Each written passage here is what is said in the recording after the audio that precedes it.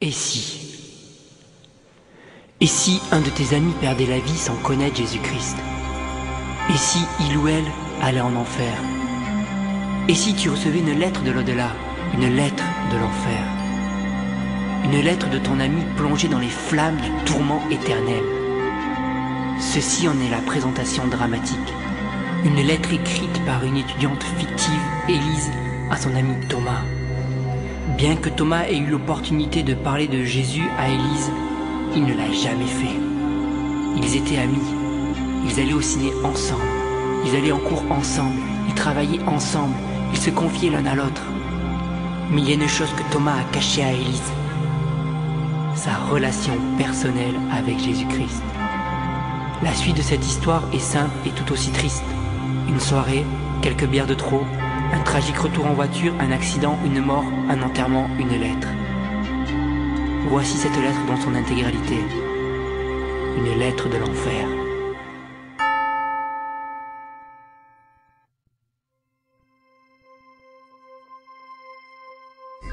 Cher Thomas, je suis morte aujourd'hui. C'est vraiment différent de ce que j'attendais. Tu vois, j'ai toujours pensé que mourir me conduirait dans un endroit à l'atmosphère brumeuse, vide. Mais là où je suis, tout est si lumineux. Une lumière aussi pure que le cristal. C'est même plus réel que ma vie sur Terre. Je peux penser, je peux parler, je peux même sentir. Après l'accident, j'ai pu sentir mon esprit quitter mon corps. C'est une chose terrifiante, Thomas. Je me suis trouvée devant un portail. Il y avait des anges. Ils m'ont demandé mon nom. Ils ont commencé à le chercher dans ce livre, le livre de vie. Je devine alors qu'ils ne l'ont pas trouvé, puisqu'un des anges m'a agrippée par le bras. Il a commencé à me traîner au loin.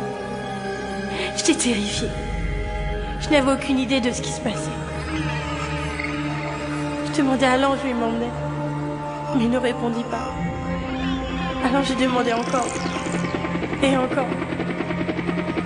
Finalement, il me dit que seuls ceux dont le nom était inscrit dans le livre de vie pouvaient entrer au paradis, et que les autres seraient condamnés à l'enfer pour toujours. J'étais effrayée. Cet ange, il m'a conduit dans une cellule. Je suis restée longtemps. Je suis restée si longtemps. À penser. Et penser. Et penser encore. Et sais-tu à quoi je pensais? Je pensais à toi. Thomas, tu es chrétien. Tu me l'as dit toi-même. Je veux dire, nous allons vous parler à 3 reprises ce matin. Je t'ai questionné à ce sujet. Mais tu as ri. Tu as ri, tu as changé de discussion. C'était juste avant mon accident. Il y a une question qui n'occupe plus mon esprit. Pourquoi ne m'as-tu jamais parlé du fait de devenir chrétien? Enfin, tu disais être mon ami. Mais si tu l'avais réellement été, tu m'aurais parlé de ce Jésus. Tu m'aurais dit comment échapper à cet endroit terrible dans lequel j'ai été jetée. Je peux sentir mon cœur battre. Les anges qui doivent me conduire en enfer. Ils arrivent de partout. Je peux entendre leurs pas. J'ai entendu parler de cet enfer, Thomas. Ils l'appellent le lac de feu. Je ne peux pas y échapper. Je suis terrifiée. Les anges, ils sont juste derrière la porte. Oh non, non, ils arrivent. Ils viennent vers moi. Ils m'attrapent. Ils m'entraînent hors de la cellule. Je peux déjà sentir l'odeur du souffle. L'odeur de la chair calcie. Tant elle est forte. J'en vois tout en train de brûler. Thomas, il n'y a aucun espoir ici. Je suis si proche des flammes. Si proche, si proche, si proche.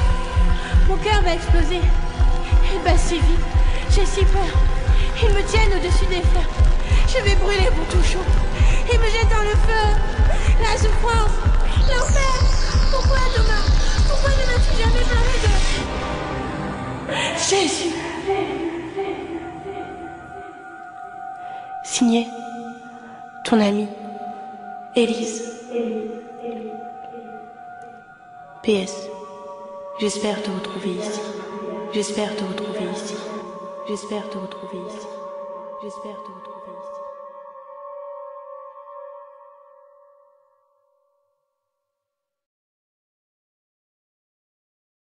ici. Lâchez-moi.